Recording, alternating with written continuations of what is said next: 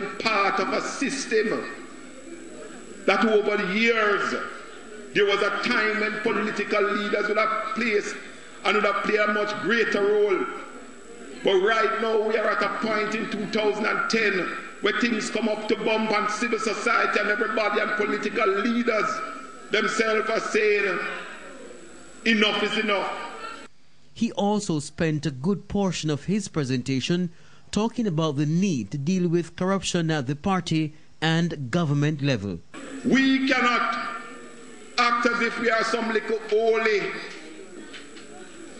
persons and the whole thing is just about the JLP.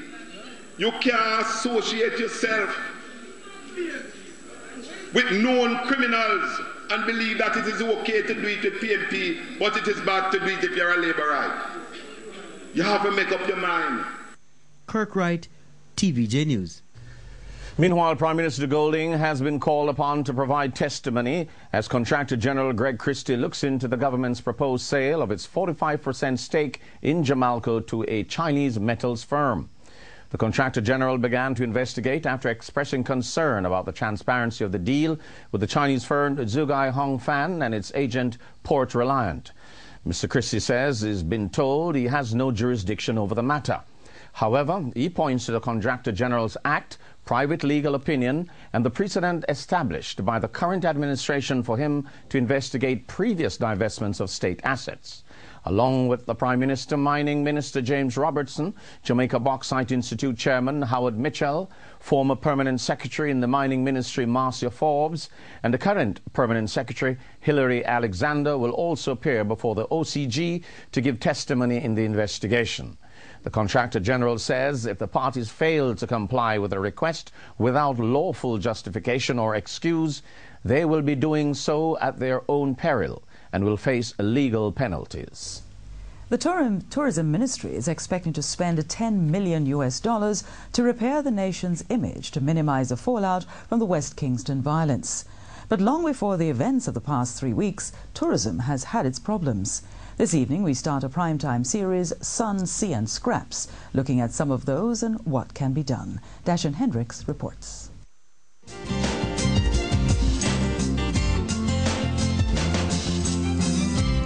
Tourism. It's been called the lifeblood of the Jamaican economy, and with good reason. The tourism sector is the single largest industry in Jamaica, accounting for 17% of economic activity, 30% of exports, and employing 80,000 people directly and 180,000 indirectly. But of the $2 billion the industry earns each year, not much remains in the country.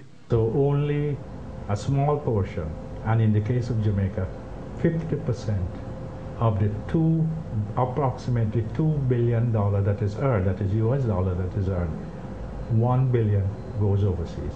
Most of the things that are consumed in terms of agricultural products within the tourism industry is imported. So it becomes a negative, is a leakage of foreign exchange out of the Jamaican economy. The problem of high leakage of tourism earnings from Jamaica is compounded by the fact that the money that stays does not go as far as it could. Through a measure researchers call the multiplier, it has been estimated that for every dollar earned in tourism, only $1.10 is added to the rest of the economy, an estimate that is determined to be quite low. The reason for the small multiplier is that the industry is not sufficiently linked to the rest of the economy, right? There are two major industries that the industry ought to be linked with, and therefore these two industries should be in a position to supply a lot of the needs of the industry.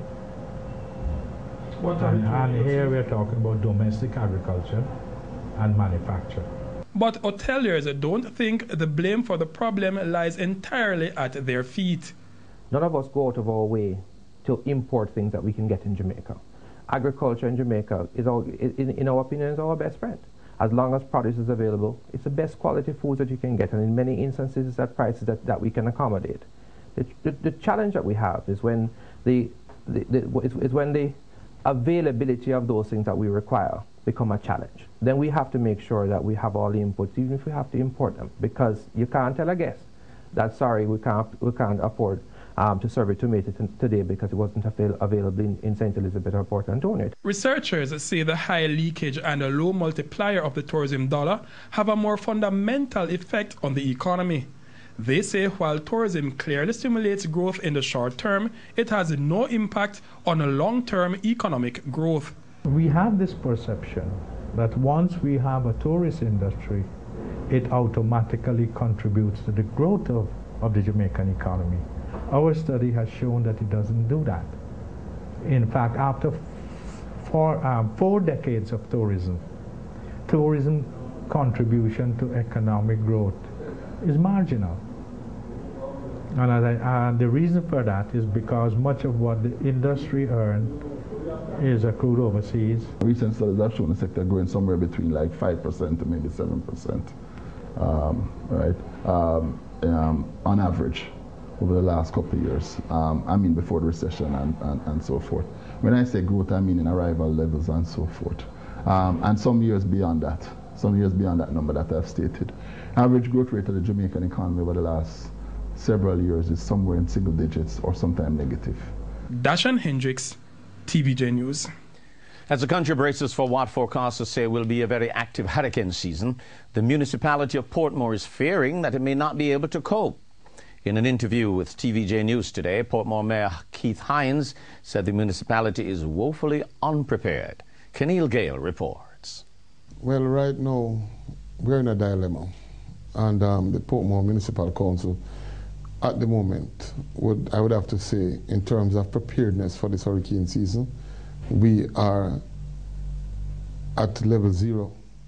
The Portmore mayor said there is still a lot to be done across the municipality to adequately prepare for the hurricane season, which began 7 days ago. Mayor Hines said central government has informed the council that there is not enough money to embark on any substantial drain cleaning exercise this year, and that's what has him worried. The Portmore mayor said for the past 2 years the municipal council has tried to maintain drains across Portmore, but that has not been enough. We have at least 2 major drains. That one that leads from the Elshire Road going all the way through Greater Portmore, and also another leads behind Caribbean Estate going 7 West, 8 West, Manza, Daytona, right through. Those drains have not been touched in a long time. Mayor Hines said the municipal council will be looking to corporate Jamaica for help as it continues to source funds to clean the drains before any storms develop. Meanwhile, the Portmore mayor said other hurricane preparations are on track as shelters are ready to accommodate people and representation is now being made for more supplies. However, Mayor Hines argued that for years Jamaicans have recognized that Portmore is a disaster risk at this time of year, but not enough has been done to help. Each time that there is a hurricane and there's a study or somebody wants to talk from the University of the West Indies, the first name that usually comes out of the hat is Portmore, because they see it as a disaster risk. But yet, I don't sometimes get the feeling that the requisite treatment is forthcoming to the community. Because the truth of the matter is you can't have one of the largest cities in the English-speaking Caribbean. And we have to deal with it better. We just have to. Keneal Gale, TVJ News.